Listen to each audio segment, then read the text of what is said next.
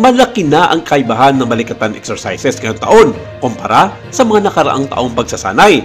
Sa isang pulong balitaan, ipinaliwanag ni Army Chief Lieutenant General Roy Galido na nakatuon ng dati ang mga balikatan exercises sa internal security at mga disaster response sa tuwing may mga kalamidad. Ngunit sa kauna-unahang pagkakataon niya ay nakatutok ang balikatan sa pagitan ng mga sundalong Pilipino at Amerikano ngayong taon sa kung papaano poprotektahan ang bansa sa mga banta na nagbumula sa external threat laban sa mananakop at patay na rin sa pangangalaga ng ating mga teritoryo. Gayunman, tumanggi si General Galido na sabihing may kinalaman o may connection ito sa patuloy na pangaharas ng China sa mga katubigan at himpapawid na sakop ng Pilipinas sa West Philippine Sea.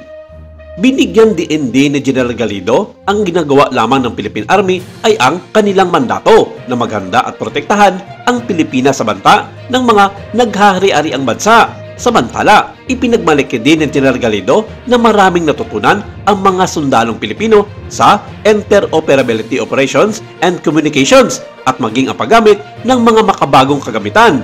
Sa panig naman ng United States na siyang katuwang ng Pilipinas sa nasabing Balikatan Exercises 2025, sinabi ni US General Charles Blaine ng US Pacific Fleet na magandang oportunidad ang Balikatan Exercises hindi lamang sa mga kalyadong bansa nito kundi maging sa Amerika mismo dahil maraming natutunan di mano sila sa pagpapahusay at kahandaan ng bawat sundalong Amerikano.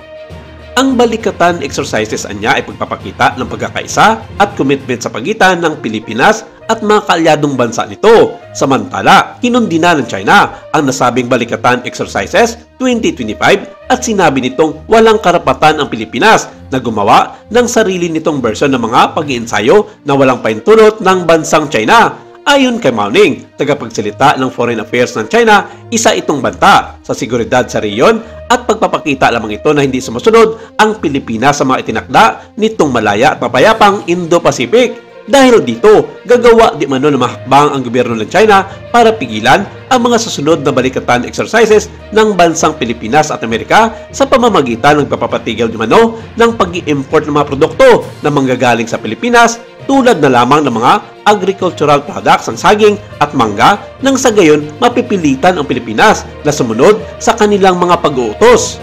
Sa kabilang banda, inihayag ng bansang Israel na magkakaroon ng mga pagkantala sa mga gamit militar na i-deliver nito sa Pilipinas dahil sa patuloy na pakikiharap nito sa digmaan sa gitnang silangan.